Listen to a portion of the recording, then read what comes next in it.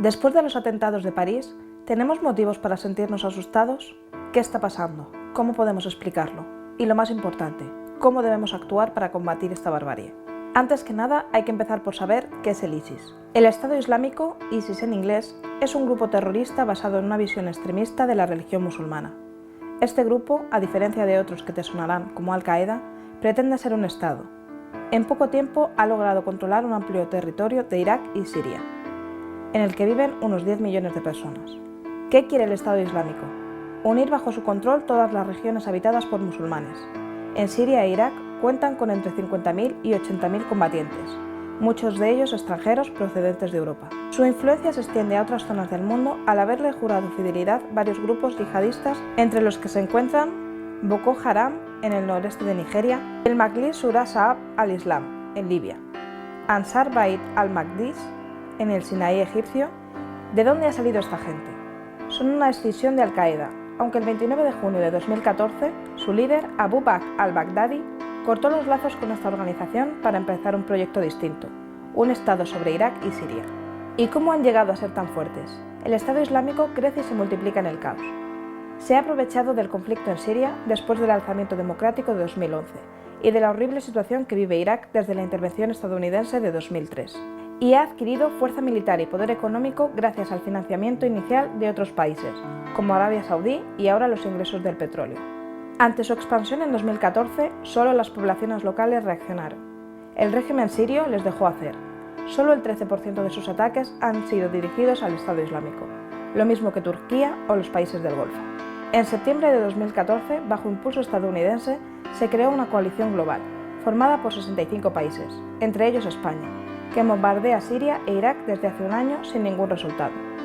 En octubre de este año, Rusia, aliado de Bashar al-Assad, se sumó a los bombardeos agravando una situación ya muy grave para la población local. ¿Cómo lo viven las poblaciones locales? Los locales sufren conflicto tras conflicto, con muertes, torturas y destrucción. Las voces del cambio democrático están marginadas, primero por la represión del régimen de Assad o la discriminación del gobierno iraquí, y luego por la del Estado Islámico, y al final por los bombardeos masivos de unos y otros. ¿Por qué estos bombardeos son inútiles? Porque cada país tiene su propia agenda, nadie se preocupa de las poblaciones locales, víctimas del Estado Islámico, del régimen sirio y del sectarismo del gobierno iraquí, y solo se consigue aumentar el número de refugiados y justificar el yihadismo. ¿Y por qué atentan en Europa? El Estado Islámico usa los problemas de integración de los musulmanes europeos para difundirse. Primero crecieron en Irak y Siria, ahora quieren usar atentados como el de París para captar más gente. También para generar terror y obligar a los gobiernos a reducir derechos civiles y libertades.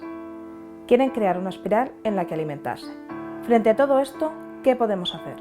Necesitamos una estrategia integral contra el terrorismo, con el imperio de la ley bajo el brazo, que evite bombardeos e intervenciones, que solo alimentan la violencia, legitiman al Estado Islámico y no abordan los problemas de fondo. Dada la magnitud del problema, es necesario que todas las fuerzas políticas y sociales se sienten para idear juntas una respuesta de consenso y común en torno a un Consejo para la Paz. Es necesario un debate político, social y ciudadano. Pensamos que debemos ir a la raíz del problema y poner en marcha respuestas a corto, medio y largo plazo. Por eso proponemos debatir sobre 7 medidas. Primera, ahoguemos las vías de financiación y abastecimiento del Estado Islámico. El Estado Islámico se financia por donaciones privadas provenientes de Arabia Saudí, Qatar, Kuwait o del contrabando del petróleo con Turquía, países todos ellos que forman parte de la coalición global contra el Estado Islámico. A su vez, la mayor parte del material militar que el Estado Islámico emplea es de fabricación occidental, armas europeas o estadounidenses vendidas a Arabia Saudí que las distribuye a grupos locales sirios o al ejército iraquí, que acaban en manos del Estado Islámico. Es imprescindible por ello implementar un embargo de armas efectivo e inmediato en la región, que impida que esas armas acaben en el Estado Islámico.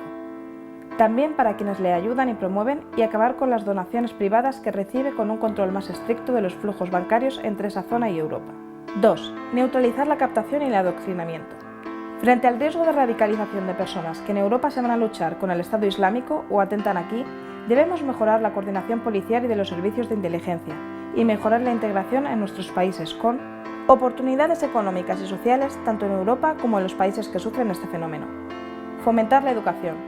Desarrollar políticas respetuosas y ambiciosas de inserción que hagan que las comunidades extranjeras se sientan parte de las sociedades en las que viven. Promover el diálogo entre culturas y religiones. Evitar a toda costa la discriminación de poblaciones enteras por su religión u origen.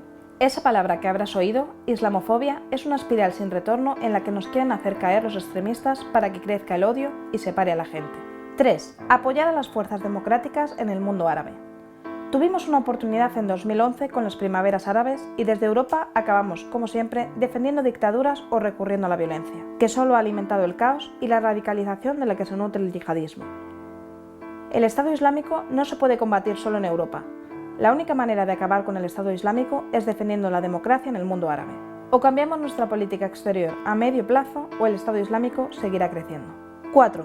Reforzar a la sociedad civil en Siria e Irak. Las principales víctimas del Estado Islámico son las propias poblaciones locales, como hemos visto recientemente en Mali, Beirut, Bagdad, Alepo o Ankara, que son las únicas que pueden derrotarles sobre el terreno.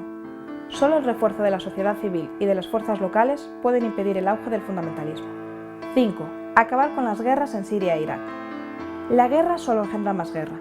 Para combatir al Estado Islámico en Siria e Irak, es necesario impulsar el diálogo político que ya está en marcha con todos los actores implicados: Estados Unidos y Rusia, Arabia Saudí, Irán, Turquía y al resto de potencias regionales. Las conversaciones en Viena pueden ser el inicio de una solución al conflicto en Siria. El primer objetivo debe ser detener la violencia y exigir el cese inmediato de cualquier intervención externa. El objetivo último debe ser llegar a un gobierno de transición que reconduzca el proceso político y abra paso a un proceso de justicia transicional para juzgar los crímenes de estos años de conflicto. 6. Proteger a los refugiados. No debemos confundir víctimas con verdugos. Los atentados de las últimas semanas no deberían cambiar nuestra mirada sobre el dolor de quienes huyen de la guerra. Los cientos de miles de personas que esperan a las puertas de Europa huyen precisamente de esto mismo: del terror, de la violencia, de los bombardeos y de la muerte. La peor amenaza a la que se enfrenta la democracia en Europa es el auge de la xenofobia, del racismo y de la islamofobia. Reafirmamos nuestro compromiso inquebrantable con la democracia, las libertades y los derechos humanos. 7. Luchar contra las mafias que trafican con personas.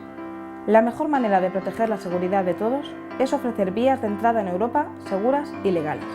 Para ello hay que reabrir la posibilidad de solicitar protección internacional y visados humanitarios en las embajadas y consulados españoles y europeos y en los países de origen y tránsito. Además, hay que atender las necesidades de los refugiados en Europa. Hacerlo no es solo una obligación legal y humanitaria.